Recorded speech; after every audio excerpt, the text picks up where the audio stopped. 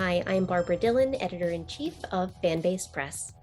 This year, we have once again launched our Countdown to the Eisners series, where we seek to highlight the importance of the Eisner Awards, the nominees, and their work. This year, we're releasing 3 videos of conversations with industry professionals, discussing why they feel that the Eisner Awards are impactful, the most interesting categories for them this year, and what they'd like to see more of in the years to come. Thank you for watching.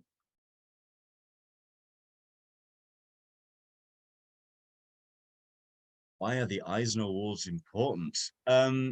It's a big question for what we have discovered over the last couple of years to be actually a rather small and insular industry. I think we've found in lockdown there's a definite sense of community within the comics industry. When you see Kickstarters being launched, you're seeing a lot of the same faces supporting the same people. So that you can tell there's a real kind of nebulous kind of vibe of the actual comics industry themselves. The fact that it's not unionized, the fact that it's constantly seeming to be on the back foot.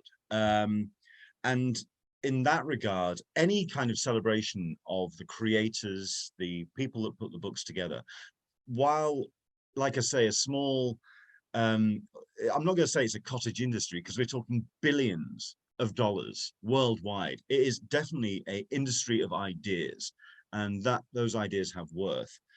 But to celebrate those people that create those ideas, not just the large monuments and industries and the agencies that kind of put those books out. A celebration of the actual creative talents is absolutely important.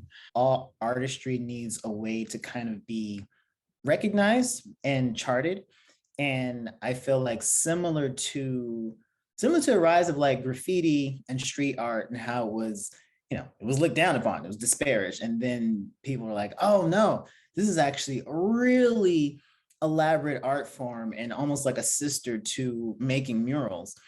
There is no award for street art, but comics was that same thing. And so going from something that's looked down upon, like there's pictures here. This is not a book. This is not a novel.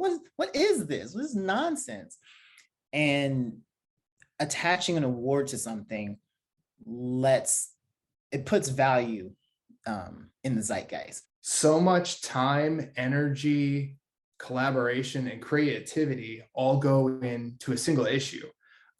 So to have an award that recognizes everything from the art to the writing to the lettering to the colors to every aspect of it in all different types of target audiences, it's great. Because you have Will Eisner. He was one of the major people and illustrators over at Disney, one of the major artists, and he set a trend in comics. With Will Eisner, there's a certain excellence in art which he does possess, and people think, oh, it's just Disney and stuff. It's like, no, it's not really mainstream.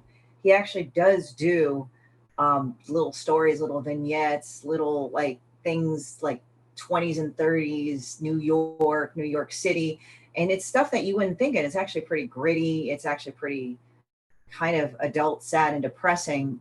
Just about every type of entertainment medium has their own awards, so it makes sense that comics does as well. Just like the Academy Awards, just like the Emmys, just like anything else, they are a snapshot of what people were reading, enjoying, liking, what was critically acclaimed, what wasn't. They help showcase some of the outstanding comics and other works that have been produced over the past year, being judged by a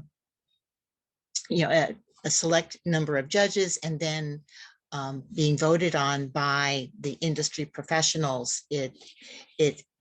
I think they have a lot of credibility, and also do reflect, the industry as a whole. They give the industry, the art form, an institutional memory where it can say, this is what these people picked this year. This is what the focus was on, and it can, at its best, shine a light on again, like the Oscars, an obscure movie wins the Academy Award for Best Picture, its box office will invariably go up. It introduces me to comics and stories and creators that I usually haven't heard of.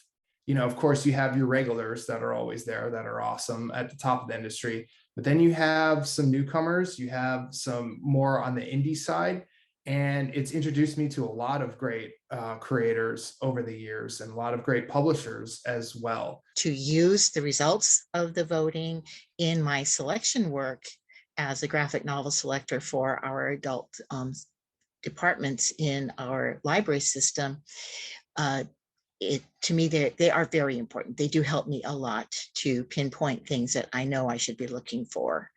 They call the Eisners the Oscars of the comics industry. And while I definitely see the comparison, and I understand why that becomes a real touch point for people, the thing about the Oscars are people know what they're expecting and they see a sense of celebrity.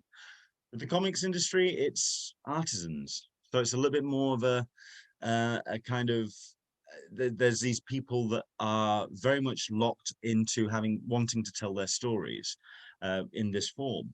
So they need that kind of recognition, I feel, and that's what the Eisners do. Yeah, it's personally being exposed to the widest range of creative, innovative, imaginative work by exploring all the nominees in the categories is most important to me. I mean, I want to be surprised, damn it. Sometimes it happens, sometimes not. Every industry needs a chance to laud their best and to show what is like the best of the industry, best in class for the industry. And I think the Eisners have done that better than any other award show in the past, as long as they've been around, as long as I've been in comics, at least. For myself, it's about celebrating the community of the creators and also the community of the readers. And you can't get better than that.